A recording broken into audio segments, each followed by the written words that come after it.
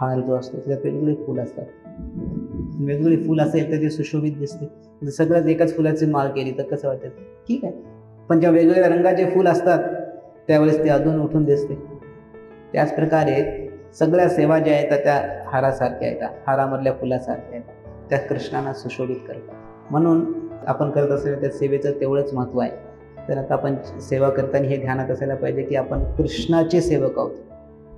तर जी काय आपल्याला सेवा दिलेली आहे त्या चेतनेमध्ये आपण सेवा करायला पाहिजे. आणि जेव्हा आपलं हृदय पूर्ण शुद्ध होईल, पहिले तर जेव्हा भगवंताचं नामस्मरण घेतो, भगवंत आपल्या शरीरामध्ये हृदयामध्ये प्रवेश करतात आणि अंगात, आणि गुरुच्या मार्गदर्शनाखाली जेव्हा आपण सेवा करतो, जेव्हा आपण प्रॅक्टिस करतो, तर हे कामरूपी आणि हे वाईट सवयी जे असतात त्याला आपण मॅनेज करू शकतो, त्याला आपण शुद्ध करू शकतो.